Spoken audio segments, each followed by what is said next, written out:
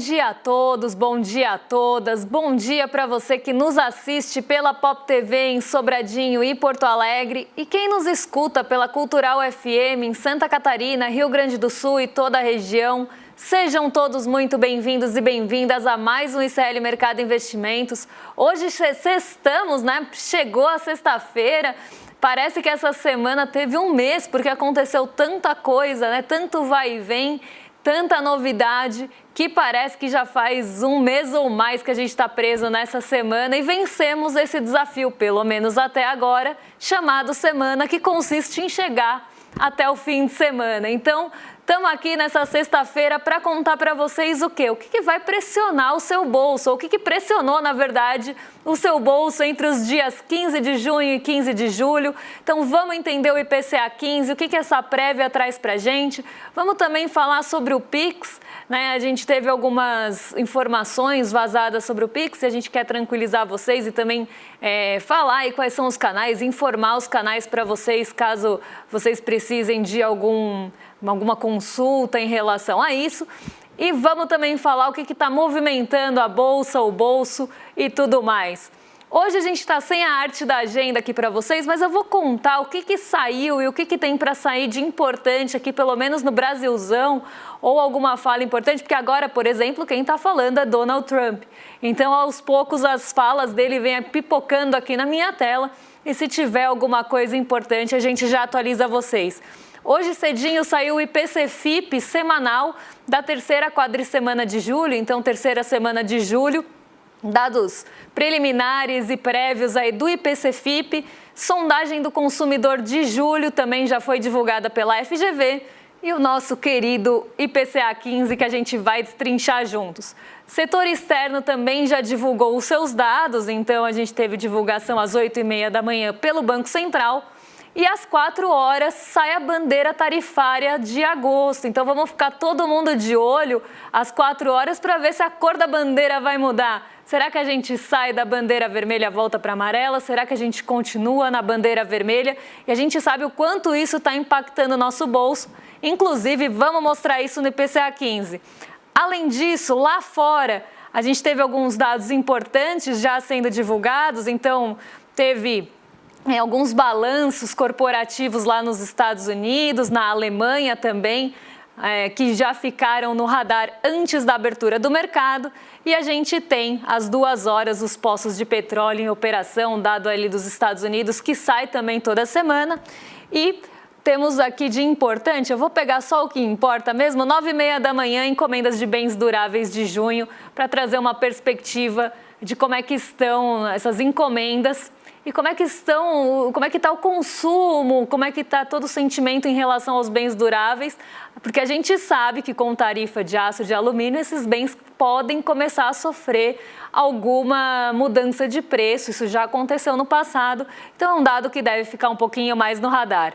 Dito isso, contada a agenda para vocês, e vocês vão ter que acreditar em mim, porque está sem o dado aqui na tela, vou passar para o Diego dar bom dia. Diego, quero te perguntar, hoje de manhã, né, tava lá, né, pensei um pensamento intrusivo, queria jogar meu celular pela janela.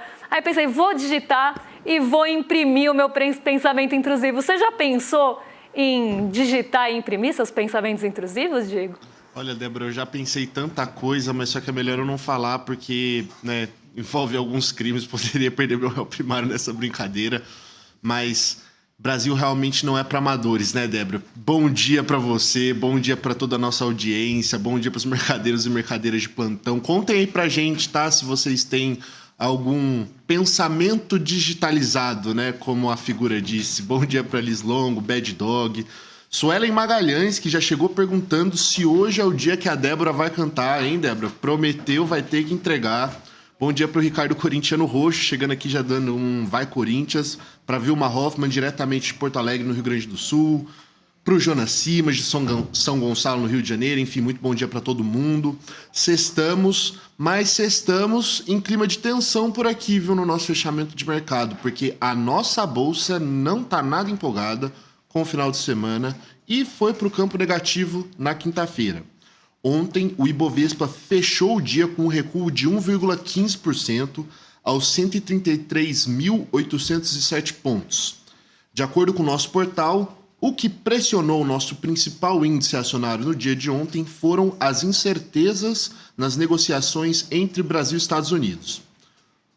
No mundo corporativo, os nossos pesos pesados, Vale e Petrobras, acompanharam as quedas do minério de ferro e do petróleo e acabaram recuando. O dólar, por sua vez, teve uma levíssima queda de 0,06% e fechou o dia cotado a R$ 5,51. Aproveitando o gancho do dólar e indo para os Estados Unidos, vamos dar uma rápida passadinha em Nova York para falar dos indicadores por lá. Com as negociações tarifárias entre os Estados Unidos e países parceiros, reação a balanços corporativos e, novamente, mais um capítulo da tensão entre o laranjinho Jeremy Powell, lembrando que o Jeremy Powell é o presidente do Fed, Federal Reserve, que é o Banco Central dos Estados Unidos, as bolsas de Nova York fecharam sem uma direção única. O Dow Jones recuou 0,70%, o S&P 500, no sentido contrário, avançou 0,07%, uma levíssima alta, e o Nasdaq valorizou 0,18%. Débora, eu queria passar a palavra para você, querendo entender o que mesmo num dia tenso, assim, com um cenário meio caótico nos Estados Unidos, fez o dólar cair. Vamos lá, vamos entender, porque isso foi mais um movimento global do que qualquer coisa, do dólar se enfraquecendo frente a moedas, de uma forma geral. Até tem um índice que mede isso, é o índice DXY, ele mede o comportamento do dólar frente aos seus pares. Então, é um excelente termômetro para ver como é que está o comportamento e o desempenho da moeda norte-americana, ou do país norte-americano.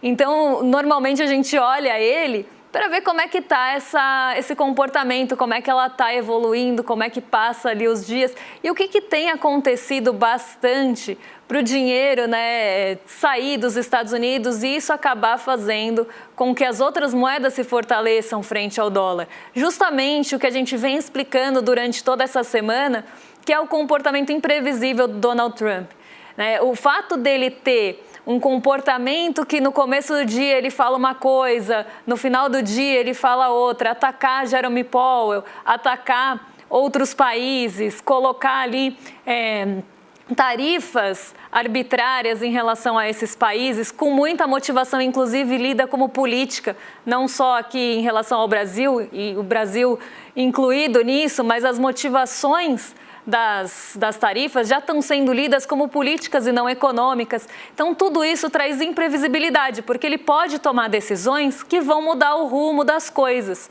E isso faz com que os Estados Unidos percam um pouco ali aquela confiança internacional. Então, se antes os Estados Unidos eram vistos como um porto seguro dos recursos, então o recurso ia para lá para buscar refúgio, hoje isso está mudando um pouco de figura. Ninguém quer ficar nos Estados Unidos porque pode ser que uma mudança, uma fala, uma atitude de Donald Trump mude os rumos mesmo e isso faça com que o que a pessoa se posicionou ali, então vamos supor que ela tenha se posicionado no mercado de juros ou no mercado acionário, isso mude de figura e ela perca dinheiro. Então os recursos, né, ou o capital especulativo, inclusive, está buscando outras formas de ganhar. Isso tem muito a ver com o que eu vou falar aí de fechamento, porque isso tem mexido bastante com os mercados, principalmente emergentes, mas não aqui no Brasil. Então, eu acho que já vou até puxar esse gancho para já falar do próximo assunto, que é justamente porque é que a nossa bolsa caiu em um dia que teve esse brilho nos mercados emergentes, que o recurso entrou mais em mercados emergentes para buscar ganho, saindo inclusive dos Estados Unidos por conta de toda essa instabilidade. O mercado, ele não gosta de instabilidade, ele gosta de previsibilidade. Então, se você está posicionado em alguma coisa que você pode perder dinheiro, como você também pode ganhar dinheiro, você não vai ficar ali. Se você pode ficar numa plataforma estável, por que é que você vai ficar na corda bamba, sendo que você pode cair? É mais ou menos por aí. E aí o mercado está vendo os Estados Unidos justamente como com essa perda de confiança por conta do Donald Trump. Então, o recurso está saindo de lá, entrando em outros mercados e isso faz com que as moedas se fortaleçam em relação ao dólar de forma geral. e isso como um movimento generalizado. E os mercados emergentes têm sido o foco desses recursos. Então, os recursos estão buscando esses mercados emergentes, inclusive que estavam com algumas barganhas, se a gente pensar em preços de ativos, para entrar realmente comprando e realizar ganho depois e sair. Que foi justamente o que aconteceu no Brasil. E aí eu venho já para o nosso Brasilzão, para o nosso terreno aqui, porque a gente viu a Bolsa cair alguns dias já, ontem não foi diferente, e a gente está num ritmo de queda, numa tendência de queda, num momento ruim para a nossa Bolsa e para os nossos ativos. Por quê? Por mais que esse recurso esteja buscando o mercado emergente, o Brasil não está sendo tanto destino, inclusive está sendo o contrário, né? O recurso está saindo daqui. Por que o Brasil está sendo visto dessa forma? Por que o recurso está saindo daqui? Nós somos alvos, né, das taxas maiores do Donald Trump, de 50%. E justamente as motivações políticas que levaram a essa taxa de 50%, e ele não escondeu isso, ele não teve nenhuma justificativa econômica e não escondeu que eram motivações políticas, inclusive geopolíticas, se a gente pensar em relação a BRICS, juntou os dois pontos e isso fez com que a nossa tarifa fosse bastante alta. Então, não só ali um ataque mais voltado para a política, mas para a geopolítica também, pensando no alinhamento do Brasil com o BRICS e tudo mais. Donald Trump já falou que isso é um peso, que ele acha que o BRICS não vai durar, que o bloco não vai durar e que ele iria retaliar, sancionar quem se aproximasse dos BRICS também. Então, tudo isso fez com que a gente tivesse uma tarifa alta nas nossas exportações para os Estados Unidos ou dos produtos importados que saem do Brasil e entram lá. E essa tensão, né, essa falta de definição está fazendo com que o recurso saia daqui. Até porque a gente estava em patamares recordes, alguns ativos subiram bastante.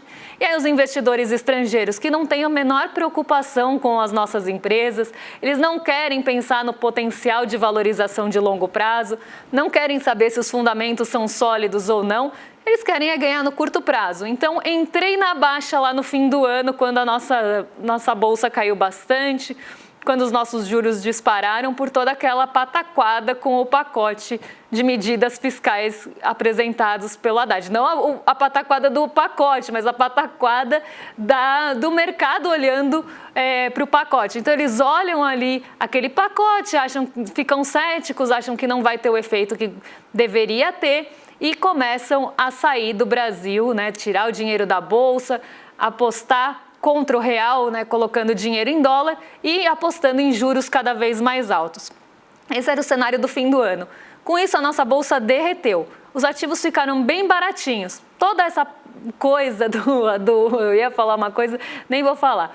Toda essa leitura do pacote fiscal perdeu força. Não foi para frente, não teve o risco fiscal que foi alardado e todo o restante de alarmismo que aconteceu. Então, os ativos voltaram a se valorizar, voltaram para a normalidade. Os investidores estrangeiros, que não são inocentes nem bobos, olharam ali para os nossos ativos baratinhos e falaram, bom, vou entrar comprando, porque está tudo mais barato. Então, promoção, liquidação, o gerente ficou louco, vou entrar comprando. E aí, nossos ativos começaram a subir, os juros voltaram para a normalidade, o real voltou a se fortalecer, entrou bastante dinheiro estrangeiro aqui e os ativos foram para cima e a bolsa atingiu o patamar recorde. Só que aí vem Donald Trump, coloca a tarifa de 50%, começa a ter ali alguns embates com o Supremo aqui do Brasil, ameaça Alexandre de Moraes, fala o que quer, e aí isso deixa uma instabilidade. Será que ele vai retaliar mais? Será que ele vai sancionar mais? Será que ele vai tomar mais alguma medida em relação ao Brasil? E isso gera o quê? Instabilidade. Aí o mercado vai olhar, pô, eu entrei lá baratinho, agora a coisa se valorizou. Talvez seja a hora de realizar o meu ganho de curto prazo, eu vou especular em outro lugar. E aí, realiza o ganho e sai. E é justamente esse momento que a gente está vivendo agora. Todo mundo está realizando o ganho que teve do fim do ano para cá, com essa esticada dos ativos no primeiro semestre, e saindo para buscar ganho em outros países emergentes que acabam tendo né, um pouco menos de instabilidade, porque não tem esses ataques diretos aí do Donald Trump, esses embates envolvendo o Supremo e tudo mais. E aí eles, como eles são especulativos e só querem potencial de valorização no curto prazo, sem nenhuma preocupação em fomentar a empresa ou o país, eles vão buscar esse ganho em outro lugar. E isso faz com que a nossa bolsa caia, e aí a gente vê todos esses desdobramentos que estão acontecendo no mercado. Mas o dólar, ele está sofrendo essa desvalorização de forma geral, justamente também por essa perda de credibilidade proporcionada pelas atitudes de Donald Trump. Agora vou devolver lá para a redação, porque tem assunto importante, assunto que vocês gostam, porque a gente vai descobrir agora o que mexe com o nosso bolso. Mas antes o Diego vai contar para a gente quais eram as expectativas do mercado, as projeções para o nosso IPCA 15, a prévia da inflação. Então, Diego, conta para a gente. Eu disse várias vezes aqui que é o meu favorito do nosso programa, que é o famoso quadro "O mercado errou ou errou?". Pois bem, o IPCA 15, que é uma prévia da inflação oficial, deve subir, de acordo com o mercado, de 0,26% em junho para 0,31% em julho. E o que puxou esse aumento nas projeções do mercado foram, de novo, de acordo com o mercado, as passagens aéreas. Em 12 meses, o índice também deve subir um pouco, de 5,27% em junho para 5,28% em julho. A gasolina, por sua vez, deve ter queda, mas só que não o suficiente para segurar o avanço do índice. Já a energia elétrica, pode continuar mais pesada. E os alimentos devem dar uma aliviada no nosso bolso. Frutas, verduras, ovos e até o frango podem contribuir com a queda. Então, boas notícias para o pessoal da academia marombeira que gosta aí de ingerir bastante proteína. Os dados oficiais do IPCA 15 de julho foram divulgados nesta sexta-feira, às 9 horas da manhã, saíram agorinha, diretamente do forno. Débora? Vamos ver se o mercado errou ou se o mercado acertou? Bom, na média, né, nas projeções ali, o mercado errou porque ele estava esperando uma inflação ou uma prévia da inflação um pouquinho mais baixa nesse mês de julho. Pouquinha coisa, mas errou tanto na média para os 12 meses quanto na média mensal ali.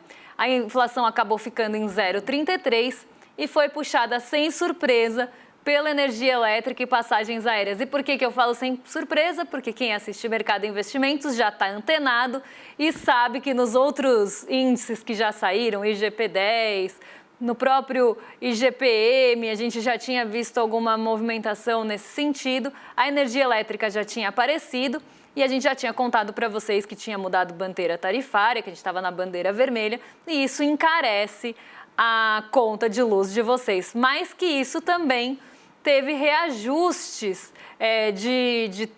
não só de bandeira, né? As bandeiras subiram, mas teve reajustes também de contas de luz, principalmente ali as da Enel, né? Então aqui em São Paulo teve também ajuste na conta de luz.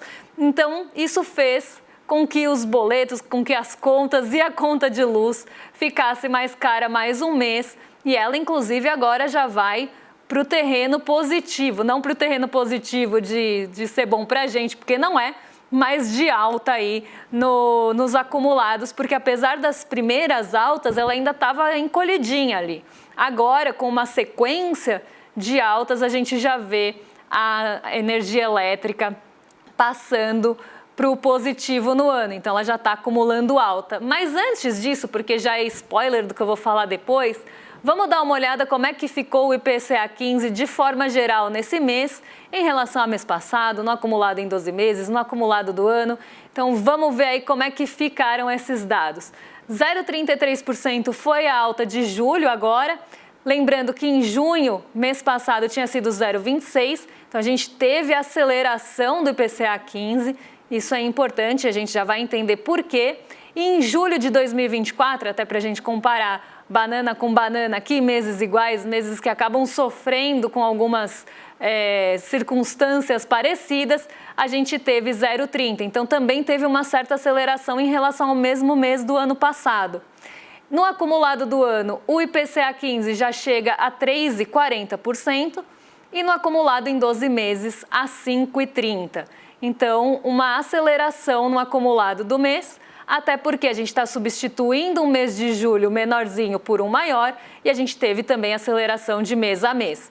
Mas vamos entender qual foi o impacto, que esse é o gráfico que eu mais gosto de mostrar para vocês, porque mostra, apesar da alta, apesar da queda, quanto que isso mexe, quanto que isso tem de participação no índice geral. Porque o índice ali teve variação de 0,33, então o impacto é ele mesmo, né? Então a gente está vendo aí quanto cada um dos grupos contribuiu para que a gente chegasse nesse 0,33. Alimentos trazem boas notícias, bons ventos vindos dos alimentos, porque a gente teve queda de 0,06 esse mês. Então aqui o mercado nesse ponto acertou, estava prevendo, né, ali a queda dos itens da maromba, ovo e frango e tudo mais, a gente teve mesmo essa queda nas aves e ovos e na alimentação no domicílio. Isso fez alimentos e bebidas e outros itens aí que a gente já vai ver daqui a pouquinho, contribuíram para essa queda. Então a gente teve deflação nos alimentos, até porque a gente tem algumas condições um pouco melhores agora. Só que a contribuição disso foi de 0,01 de diminuição no índice geral. Já a habitação subiu 0,98, quase 1% de alta no grupo habitação. Ele vai contribuir com tudo isso? Não, porque o IPCA é feito de pesos e medidas. E é aqui que eu sempre quero chegar com vocês. Por mais que a habitação tenha subido muito, então você vê lá, nossa, minha conta de luz subiu bastante, alguns itens do meu grupo de habitação subiram muito, então não estou sentindo essa mesma inflação que o IBGE calcula. Por quê? Primeiro, a gente tem uma cesta de consumo ali dada pelo IBGE para montar o índice, um índice macroeconômico que pega itens de todas as regiões do Brasil e para cada um desses itens é dado um peso e para cada um dos grupos também é dado um peso. Então pode ser que no seu orçamento individual a habitação pese mais, pode ser que pese mais alimentos e bebidas. Por isso que eu gosto muito da inflação por extrato de renda, porque deixa isso bem visível para a gente. Mas a habitação subiu 0,98. Com quanto ela contribuiu para aquela alta de 0,33? 0,15. Quase metade da inflação veio só do grupo habitação. Artigos de residência caiu 0,02 e não contribuiu com a inflação no mês. Vestuário, mesma coisa, porque o peso é pequenininho, então caiu 0,1 e não contribuiu com nada no impacto do mês. A gente chega em transportes com alta de 0,67. Vamos contar o que motivou daqui a pouco também esse grupo transportes, porque não foi combustível, foram outras coisas aí que já tinham aparecido também na inflação por extrato de renda no mês passado. Os transportes subiram 0,67 e contribuíram com 0,13 da inflação. Então aqui um peso grande que é dado ao grupo dos transportes. Veja que ele subiu bem menos do que o grupo habitação, e ele contribuiu quase com a mesma coisa, né? 0,15 e 0,13 aqui, porque o peso dos transportes na composição do IPCA é um pouco maior. Saúde e cuidados pessoais subiram 0,21 com contribuição de 0,03.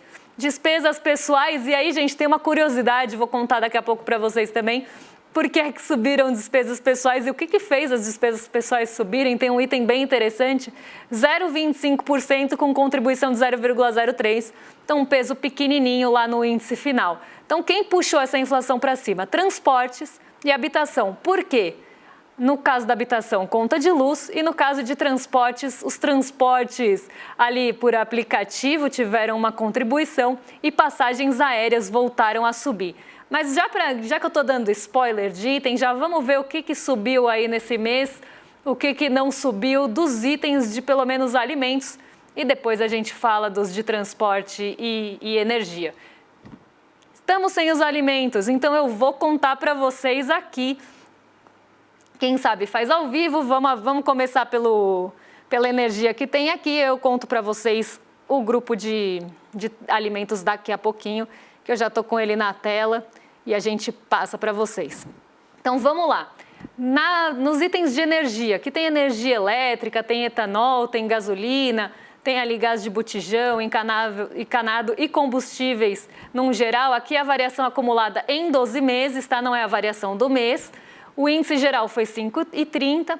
A energia elétrica que eu contei para vocês, que estava lá no terreno negativo, bem encolhidinha, apesar das altas, agora já mostra um acumulado em 12 meses. Depois de alguns meses de alta, positivo, não como falei para o nosso bolso, mas positivo porque está com o maisinho aqui, 6,57 de alta, o etanol com 9,26 de acumulado, o diesel está bem contido com 2,25, bem abaixo da inflação geral ali. O diesel é bem importante por conta da nossa malha rodoviária e como isso impacta o preço de frete e de alimentos que acabam chegando para a gente, ou outros itens também que acabam chegando para a gente. O gás encanado está com um acumulado pequenininho ali de 0,23 e os combustíveis de forma geral com alta de 5,89 acima do índice. Então aqui o que a gente vê, né, que está até acima da média aqui do índice geral, energia elétrica, combustíveis também. Agora, a gente tem o mensal ou também não temos? Porque isso eu conto por aqui também. O mensal a gente não tem, então não tem problema. Eu vou pegar aqui e eu conto para vocês aí em casa. Como eu falei, quem sabe faz ao vivo. O arroz caiu 2,69, o feijão carioca caiu 1,19 nesse mês. A batata, os tubérculos que estavam ali, né, a volta dos tubérculos, estava aparecendo de vez em quando na inflação, já tem uma queda mensal de 10,49. O tomate voltou a subir um pouquinho, mas a cebola caiu 9,08, então ninguém mais vai chorar com cebola ardida, porque ela está um pouquinho mais barata. E olha só que boa notícia, agora sim, ó, tá vendo a tela? A arte não me deixa mentir. Olha só, o café moído estava chegando nele, mostrou um recuo pela primeira vez em bastante tempo. Hortaliças e verduras, 2,22 de queda. Olha que boa notícia, o café aí finalmente caindo. Aves e ovos, 0,57 de queda, óleo de soja também caiu e leites e derivados caindo. Então aqui a gente tem, no geral, né, uma queda naqueles preços da feira que estavam pressionando muito o nosso bolso, que estavam pressionando a nossa alimentação em casa. Então, essa queda é muito boa pensando no orçamento, principalmente de famílias que gastam mais com alimentação e que têm a alimentação como um peso e para todo mundo no geral. Então, avisem o Zé do Caroço que ele não precisa mais malhar o preço da feira porque finalmente ela está caindo e isso tem muito a ver com questões climáticas que estavam, né, pressionando esses preços, principalmente de hortaliças, desses itens mais perecíveis, que acabam sofrendo no transporte, acabam sofrendo um pouco mais no calor, e o café moído já traz um pouquinho de queda, apesar daquele acumulado enorme que ele está, que ainda está em 76% de alta acumulada o café.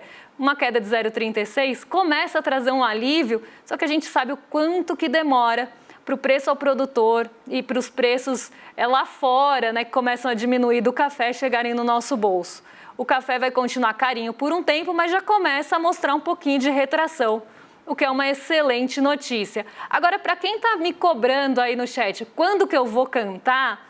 Eu falei, pô, né, todo mundo quer que eu cante, mas ninguém quer se inscrever no nosso grupo, no nosso link do mercado, iclmercado.com.br. Então, hoje é o último dia que vocês têm aqui, pelo menos ao vivo comigo, para se inscrever no nosso link. E eu falei, pô, vocês, né, tiverem ali uma participação maior no nosso link, quem sabe eu não cante, dê uma palhinha, beijinho doce de Ozzy Osbourne.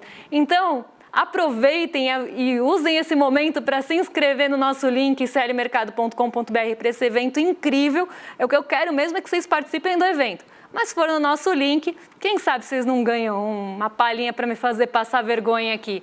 E aí vocês podem usar o link, o QR Code, para assistir esse encontro que acontece às 8 horas no dia 27, domingo à noite. Então, já aproveita, se inscreve e contribuam aí para o meu mico. E agora eu vou arrastar para cima para jogar para os nossos vizinhos, para o rolê ICL. O William Deluca e o Guga Noblar já estão prontos para receber vocês e nada melhor do que dar rolê de sexta. Então, um beijão para vocês, eu volto na segunda-feira e aí a gente conta o que tiver de novidade. Um beijão e até lá! Dia 27 de julho, eu vou anunciar para vocês o novo e revolucionário capítulo do ICL. As universidades vão entrar em pânico. As empresas de streaming vão perder o sono.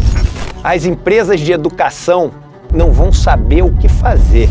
E o povo brasileiro vai celebrar de alegria, porque vem aí o projeto mais revolucionário que já foi apresentado até hoje no campo da educação, jornalismo e entretenimento. Vocês não podem perder esse anúncio. Você e sua família vão poder eternamente fazer parte desse novo ICL. Olá, olá, olê, olê, olê, olá. Eu sou o Lindener Pareto, historiador, e tenho um convite especial para vocês para acompanharem o Provocação Histórica aqui nos canais do Instituto Conhecimento Liberta. Toda quarta-feira, às 7 da noite, logo após o ICL Notícias segunda edição, convidados e convidadas que ajudam a gente a pensar o passado, a criticar o presente e a projetar alternativas de futuro para um Brasil diferente, para um mundo diferente. E se no cotidiano dificílimo do trabalho você perdeu o episódio inédito, não se preocupe, você pode assistir também toda quinta-feira a reprise, logo após o Rolê ICL, ao 12h30. Venha para o Provocação Histórica.